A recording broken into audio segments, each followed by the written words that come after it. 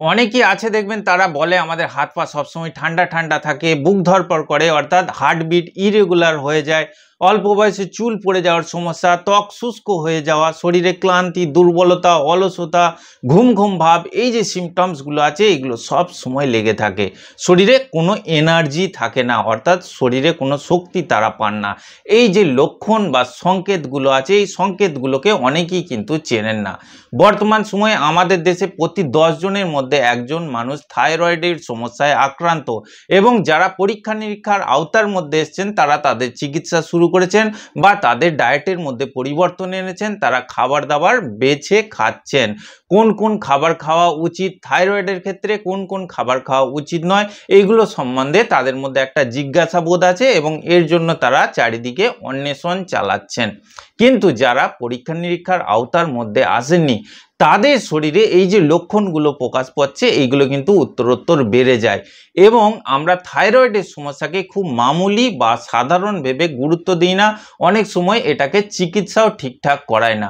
কিন্তু আপনারা জেনে রাখবেন বর্তমান সময়ে থাইরয়েডের সমস্যা একটা সাইলেন্ট কিলারের মতো হয়ে উঠেছে। থাইরয়েডের সমস্যা আমাদের গোটা শরীরকে কিন্তু আস্তে আস্তে ঝাঁঝরা করে দিচ্ছে বা ফোঁপড়া করে দিচ্ছে, কারণ আমাদের গলার মধ্যে অর্থাৎ গলার সামনের দিকের অংশে ঠিক প্রজাপতি আকৃতির একটি গ্রন্থি থাকে যেটাকে থাইরয়েড গ্রন্থি বলা হয়। আর এই থাইরয়েড গ্রন্থি এক ধরনের হরমোন নিঃসরণ করে যেটাকে বলা হয় থাইরক্সিন হরমোন। এই থাইরক্সিন হরমোনের মূল কাজ হলো আমাদের শরীরের যে মেটাবলিক সিস্টেম আছে, শারীরবৃত্তীয় প্রক্রিয়া আছে, এই প্রক্রিয়ায় অ্যাক্টিভভাবে অংশগ্রহণ করে। আমাদের যে হজম প্রক্রিয়া আছে বা ডাইজেস্টিভ সিস্টেম আছে সেই প্রক্রিয়াটাতেও অ্যাক্টিভলি অংশগ্রহণ করে। আমাদের শরীরে খাবার দাবার থেকে যে গ্লুকোজগুলো যাচ্ছে সেই গ্লুকোজ থেকে এনার্জি কনভার্ট করার যে প্রসেসটা আছে সেই প্রসেসটাতেও কিন্তু এই থাইরয়েড হরমোনের অ্যাক্টিভ ভূমিকা আছে।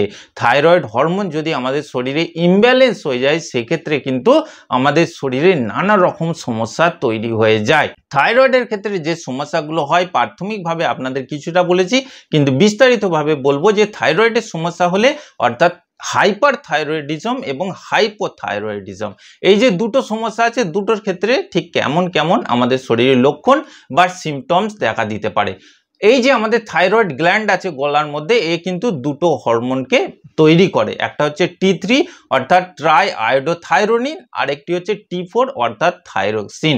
এই দুটো হরমোনকে আবার নিঃসরণে সাহায্য করে আমাদের ব্রেনের পিটুইটারি গ্ল্যান্ড থেকে নিঃসরণ হয় একটি হরমোন যেটি হলো TSH।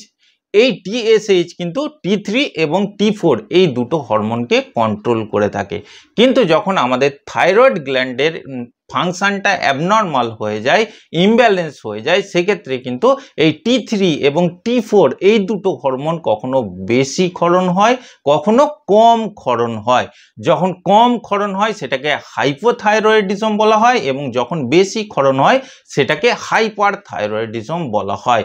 তবে সব থেকে বেশি পরিমাণে এই হরমোনগুলোর ক্ষরণ কমে যেতে দেখা যায় যেটাকে হাইপোথাইরয়েডিজম বলা হয়ে থাকে, এবং এই সমস্যায় সব থেকে বেশি পরিমাণে মানুষ ভুগছেন। ইভেন 13 থেকে 14 বছর বয়স থেকে শুরু করি এখন অধিকাংশ ছেলে মেয়েদের মধ্যে থাইরয়েডের সমস্যা এসে যাচ্ছে এবং তাদের নিয়মিত মেডিসিন খেতে হচ্ছে। কিন্তু একটি বিষয় আপনারা জেনে রাখবেন, আমাদের থাইরয়েড গ্ল্যান্ডের এই অ্যাবনর্মাল ফাংশনের পিছনে, অ্যাবনর্মাল স্টিমুলেশনের পিছনে কিন্তু আমাদের জীবনশৈলী দায়ী, আমাদের খাদ্যাভ্যাস দায়ী। বিভিন্ন রকম ফ্যাক্টর আছে যে ফ্যাক্টরগুলোর জন্য আমাদের থাইরয়েড গ্ল্যান্ডের অ্যাবনর্মাল স্টিমুলেশন হচ্ছে, হরমোন কখনো বেশি তৈরি হচ্ছে কখনো কম তৈরি হচ্ছে। সুতরাং বর্তমান সময়ে যখন আমরা চিকিৎসকের কাছে যাই তারা লেভোথাইরক্সিন বা থাইরক্সিন সোডিয়াম এই জাতীয় মেডিসিন দিয়ে এটার ব্যালেন্সকে শুধু মেনটেন করেন মাত্র, কিন্তু থাইরয়েড গ্ল্যান্ডের অ্যাবনর্মাল স্টিমুলেশন বা ফাংশন কেন হচ্ছে সেটাকে কিভাবে ব্যালেন্স করা যায় এই বিষয়টা তারা চিন্তা ভাবনা করেন না বা রোগীদেরও বুঝিয়ে দেন না। এই বিষয়টায় একটু গলদ আছে, এটা কিন্তু অবশ্যই আমাদের জানতে হবে। যখন আমরা ডায়েটের মাধ্যমে খাবার দাবারের মাধ্যমে আমাদের থাইরয়েড গ্ল্যান্ডের অ্যাবনর্মাল স্টিমুলেশনকে ব্যালেন্স করতে পারবো, মেনটেন করতে পারবো, তখন কিন্তু আমাদের মেডিসিনের ডোজ বেশি লাগবে না, বা একটা সময় এমনও হতে পারে মেডিসিন লাগবেই না যদি আপনি সেইভাবে আপনার থাইরয়েড গ্ল্যান্ডকে ট্রিট করতে পারেন বা পরিচর্যা করতে পারেন। দেখুন, থাইরয়েডের সমস্যা সবথেকে সহজ বোঝার উপায় হলো আমাদের শরীরে ইমিউনিটি পাওয়ার দুর্বল হয়ে যাবে।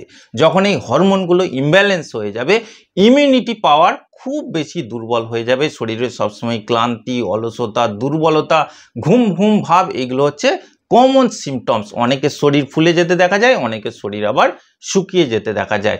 জোড়ায় জোড়ায় ব্যথা অর্থাৎ অস্থিসন্ধির ব্যথা হতে দেখা যায়, কারণ শরীরে ক্যালসিয়ামের যে মেটাবলিজম আছে সেটা গড়বড় হয়ে যেতে দেখা যায়। অনেকের ক্ষেত্রে ইরেগুলার হার্টবিট হয়, অর্থাৎ হার্টবিট বেড়ে যায় বা কমে যায়, বুক ধরপড় করে, হাত পা ঠান্ডা হয়ে যায়, শরীরে ঘাম হতে দেখা যায়। হাইপার থাইরয়েডিজমের ক্ষেত্রে শরীর শুকিয়ে যেতে দেখা যায়, চুল পড়ে যায়, নখগুলো শুষ্ক হয়ে যায়, নখ ভেঙে যায়, ত্বক শুষ্ক হয়ে যায়। এই যে সিমটমসগুলো আছে এগুলো কিন্তু আমাদের থাইরয়েডের সমস্যার জন্য হয়ে থাকে।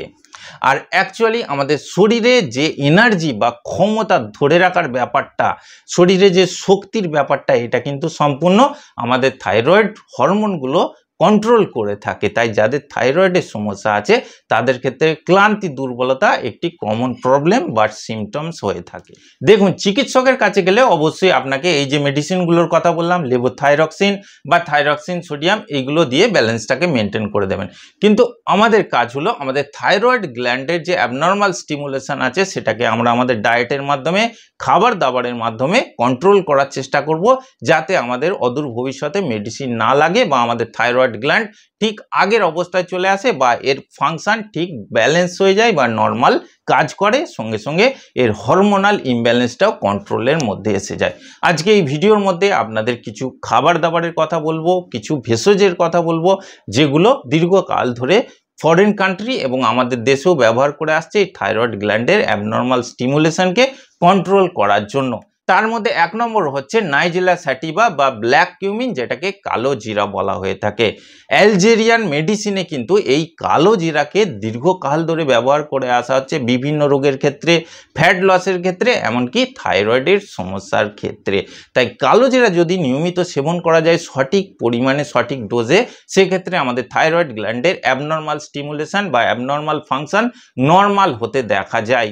কারণ কালো জিরার মধ্যে একটি বায়োঅ্যাক্টিভ কম্পাউন্ড পাওয়া যায় যেটির নাম হলো থাইমোকুইনন। এই থাইমোকুইনন কিন্তু আমাদের থাইরয়েড গ্ল্যান্ডকে ট্রিট করতে, এর অ্যাবনর্মাল ফাংশনকে ব্যালেন্স করতে খুব সুন্দরভাবে সাহায্য করে, এমনই গবেষণা বা রিসার্চ বলছে। এছাড়া কালো জিরা আমাদের থাইরয়েড গ্ল্যান্ডের যে প্রদাহ বা ইনফ্লামেশন আছে সেটাকে কিন্তু খুব সুন্দরভাবে রুখে দিতে সাহায্য করে। কালো জিরা এক্ষেত্রে খাওয়ার সঠিক নিয়ম হলো কিছুটা পরিমাণ কালো জিরা নিন, 2 থেকে 3 চামচ মতো তাওয়া বা একটি সসপ্যানের মধ্যে হালকা গরম করে নিন এবং সেটাকে আপনি পাউডার ফর্ম তৈরি করে নিন। একটি এয়ারটাইট কাঁচের পাত্রের মধ্যে রেখে দিন। তারপর 2 চামচ মধুর সঙ্গে 1/2 চামচ মতো কালো জিরা মিশিয়ে সেটা আপনি খান সকালের দিকে এবং 1 গ্লাস মতো কুসুম কুসুম গরম জল পান করে নিন। এইভাবে খেতে থাকলে কিন্তু আমাদের থাইরয়েড গ্ল্যান্ডের অ্যাবনর্মাল ফাংশন ধীরে ধীরে কন্ট্রোল হতে দেখা যায়। 2 নম্বর যে গুরুত্বপূর্ণ ভেষজ উপাদানটি আছে সেটি হলো অশ্বগন্ধা। অশ্বগন্ধার হাজারো গুণাগুণ আছে। আয়ুর্বেদ শাস্ত্র মতে অশ্বগন্ধাকে বিভিন্ন রোগের ক্ষেত্রে ব্যবহার করা হয়ে থাকে, বিশেষ করে আমাদের ব্রেনের ক্ষেত্রে, আমাদের নার্ভাস সিস্টেমের ক্ষেত্রে এই অশ্বগন্ধার কিন্তু গুরুত্বপূর্ণ ভূমিকা আছে। যাদের ক্ষেত্রে অ্যালজাইমার ডিজিজ বা ডিমেনশিয়া এই ধরনের রোগ আছে, ভুলে যাওয়ার সমস্যা আছে যেটা বয়সের সঙ্গে সঙ্গে হয়ে থাকে, এই সব সমস্যাকে কিন্তু অশ্বগন্ধা খুব সুন্দরভাবে দূর করে। এর পাউডার ফর্ম আপনি মার্কেট থেকে কিনে নিতে পারেন। সেটি চা, গরম জল বা দুধের সঙ্গে প্রতিদিন 1/2 চামচ করে মিশিয়ে আপনি খেতে পারেন। এতেও কিন্তু আমাদের থাইরয়েড গ্ল্যান্ডের যে অ্যাবনর্মাল স্টিমুলেশন আছে সেটা খুব সুন্দরভাবে কন্ট্রোল হতে দেখা যায়। 3 নম্বর যে উপাদানটির কথা বলবো সেটি সকলের বাড়িতে থাকে, সেটি হলো আদা অর্থাৎ জিঞ্জার। এর মধ্যে একটি পাওয়ারফুল বায়োঅ্যাক্টিভ কম্পাউন্ড থাকে যেটি হলো জিঞ্জেরল। এই জিঞ্জেরল কিন্তু আমাদের থাইরয়েড গ্ল্যান্ডকে নর্মালাইজ করতে সাহায্য করে। বিশেষ করে T3 এবং T4 হরমোন যদি কমে যায় সেটাকে আবার আগের অবস্থায় ফিরিয়ে আনতে সাহায্য করে। অবশ্যই কিন্তু কাঁচা আদা খেতে হবে। আপনারা করতে পারেন কি, প্রতিদিন কাঁচা আদা খুব অল্প পরিমাণে চিবিয়ে খেতে পারেন এবং এটাকে অভ্যাসে পরিণত করতে পারেন, বা সকালের দিকে লিকার চায়ের মধ্যে আদা দিয়ে সেই চাটাকে আপনারা পান করতে পারেন কন্টিনিউ, নিয়মিত। এক্ষেত্রে আমাদের থাইরয়েড গ্ল্যান্ডের খুব সুবিধা হতে দেখা যায় বা এর হরমোনের যে ইমব্যালেন্সগুলো আছে সেগুলো কন্ট্রোল হতে দেখা যায়। 4 নম্বরে আপনাদের যে উপাদানটির কথা বলবো সেটি হলো ব্রাহ্মী। ব্রাহ্মী খুবই গুরুত্বপূর্ণ, কারণ এর মধ্যে বিভিন্ন রকম বায়োঅ্যাক্টিভ কম্পাউন্ড এবং এসেনশিয়াল পলিফেনলস থাকে, যেগুলো আমাদের শরীরে যে ইনফ্লামেশন বা প্রদাহ আছে এগুলোকে কন্ট্রোল করে, আমাদের থাইরয়েড গ্ল্যান্ডের অ্যাবনর্মাল স্টিমুলেশনকে কমায়, এমনকি আমাদের শরীরে যে ইমিউনিটি পাওয়ার দুর্বল হয়ে গেলে সেটাকেও কন্ট্রোল করতে সাহায্য করে। কারণ আমাদের শরীরে থাইরয়েড গ্ল্যান্ডের সমস্যার ক্ষেত্রে হাসিমোটোর যে সমস্যাটা হয়ে থাকে সেক্ষেত্রে আমাদের ইমিউনিটি পাওয়ার, অর্থাৎ আমাদের শরীরের যে ইমিউন সিস্টেম আছে সে আমাদের শরীরের গ্ল্যান্ডগুলোকে খারাপ করতে আরম্ভ করে বা তাদের ডিস্টার্ব করতে আরম্ভ করে। এই সমস্ত সমস্যার ক্ষেত্রে কিন্তু ব্রাহ্মী সেবন করা খুবই উপকারী। আপনারা আয়ুর্বেদ শপ থেকে কিনে এনে খুব ভালো ব্র্যান্ডের যদি ব্রাহ্মী পান সেটাকে অবশ্যই আপনারা প্রতিদিন খেতে পারেন। এক্ষেত্রে আমাদের থাইরয়েডের সমস্যা ধীরে ধীরে কন্ট্রোলের মধ্যে আসতে দেখা যায়।